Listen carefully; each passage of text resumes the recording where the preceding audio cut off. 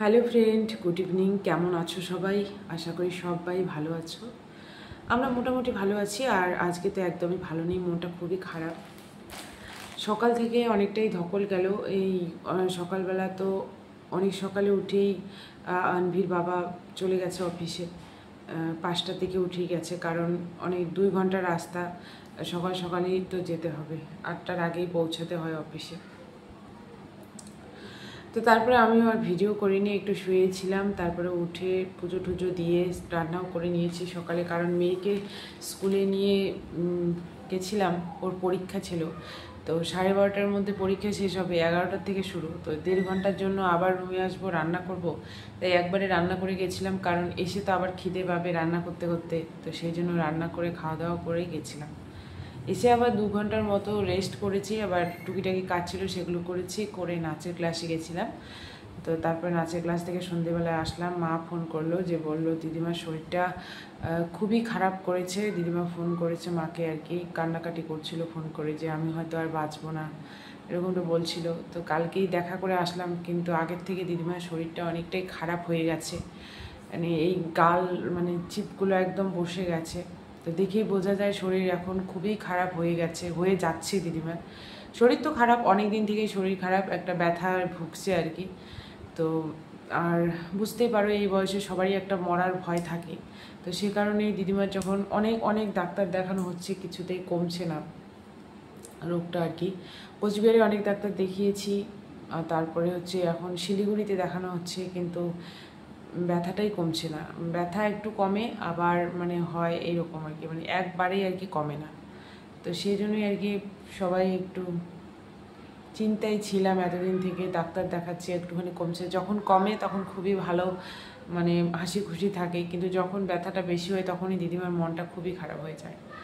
বয়স তো হয়েছে, কিন্তু এই পৃথিবী ছেড়ে কে যেতে চায় বলো? কেউ যেতে চায় না। সবাই এই পৃথিবীর মায়ায়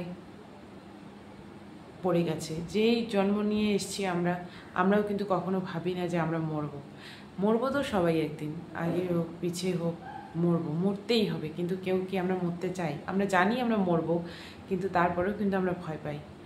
তো সেই জন্যে আজকে মনটা খুবই খারাপ। সন্ধেবেলা বাড়িতে আসলাম, এসে মা ফোন করলো, বলছিল যে তো দিদা কান্নাকাটি করছে, বলছে আমি বাঁচবো না, আমার ব্যথা কমছে না। তো খুবই খুবই খারাপ লাগছিল। তো তাই আমারও মানে মনটা এতটাই খারাপ, মানে আমিও আর চোখের জল ধরে রাখতে পারছিলাম না। তারপরে শুয়েছিলাম একটু, কি করব, মেয়েকে নিয়ে থাকি একা। আমার মন খারাপ দেখলে মেয়েও বলে তোমার মন খারাপ কেন? আজকেই বলছিল, মা তুমি কান্না করছো কেন? তুমি কেন কান্না করছো? তোমার মন খারাপ কেন? যদিও মেয়েকে সমস্ত কথা বলি না, কারণ ও কষ্ট পাবে, তাও আর কি ও বুঝে ফেলে আমার মন খারাপ হলে। আর যেহেতু আমরা দুজন এখানে একা একা থাকি, তো ওর খেলার সঙ্গী বলো, হাসি খুশি সমস্তটাই আমি। আমার যদি মন খারাপ থাকে তাহলে ওরও মন খারাপ হয়। তো কিছু করার নেই, সমস্তটা ভাগ্যের উপর ছেড়ে দিয়েছি এখন। কারণ অনেক ডাক্তার দেখানো হলো, অনেক দিন থেকেই রোগটার সঙ্গে আর কি জর্জরিত আমার দিদিমা, কিন্তু রোগটা একবারেই আর কি নির্মূল হয়ে যাচ্ছে না। এখন ডাক্তার দেখিয়ে আসা হয়েছে, এই 1 সপ্তাহের মতো হলো। তো আনভির বাবাও গেছিলো সেদিন, ডাক্তারের ওখানে নিয়ে গেছিলো। আমার যাওয়ার কথা ছিল, আমার শরীরটা একটু খারাপ হয়ে গেছিলো। তারপরে আমার মা গেছিলো শিলিগুড়িতে। তো সেখান থেকে ওষুধ নিয়ে আসছে, আরও একটা রিপোর্ট নিয়ে আসার বাকি আছে। তো সেটা আর কি ওর বাবা জলপাইগুড়ি থেকে নিয়ে আসবে রিপোর্টটা। তারপরে দেখি ডাক্তার কি বলে, কি ওষুধ দেয়। কিন্তু এখন যে ওষুধগুলো দিয়েছে সেগুলি খেয়ে একদমই কমছে না। তো এই একটা টেনশনে আছি। আমার কাছে আমার আপন বলতে, আমার খোঁজ নেওয়ার লোক বলতে আমার মা আর আমার দিদিমা। মানে আমার ভালো মন্দ যা কিছু আর কি আছে, পুরোটাই ওরা সবসময় এনি টাইম খোঁজ নেয়। দিদিমা তো সবসময় খোঁজ নেয়, তোর মেয়ে কী করছে। মানে আমার মেয়েকে সবসময় ফোন করে, যেহেতু একা একা থাকে।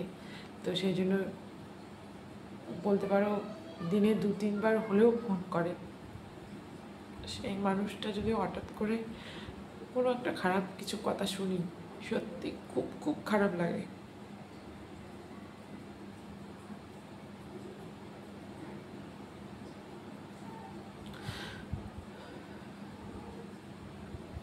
আজকে মনটা আমার একদম ভালো নেই।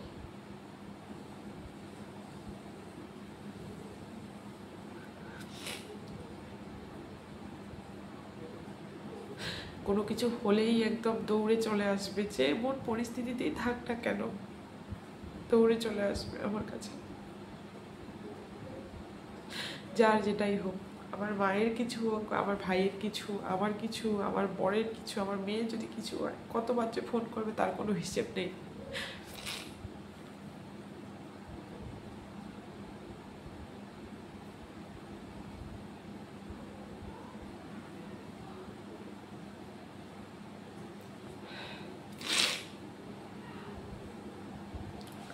তো ভগবানের কাছে প্রে করব আমি যে আমার দিদিমা যেন সুস্থ হয়ে যায়। ব্যথাটা যখন হয় তখন দুর্বল হয়ে যায়। তো তোমরা সবাই আশীর্বাদ করো যাতে আমার দিদিমা ভালো হয়ে ওঠে। তো আজকে আর আমি কোনো কিছু বলতে পারছি না, কারণ মনটা একদমই খারাপ। তো এগুলোই ভাবছি যে আমাকে খোঁজ নেওয়ার মতো আমার দুজন মানুষই, আমি যেহেতু এখানে একা থাকি, তাই আমার ভালো মন্দ সবসময় খোঁজ নেওয়ার জন্য আমার মা আর দিদিমা, তাছাড়া আমার কেউ নেই এখানে। কেউ আমার এভাবে খোঁজ নেয় না। তাই যখন ওদের কোনো খারাপ কিছু শুনি, আমিও স্থির থাকতে পারি না। আমার কোনো উপায় নেই, এখানে মেয়েকে নিয়ে একা থাকি যে ফট করে চলে যাব সেরকম কোনো উপায় নেই। তার মধ্যে মেয়ের পরীক্ষা চলছে, নাচের ক্লাস, তো সেই জন্য মা আর কি কালকে যাবে।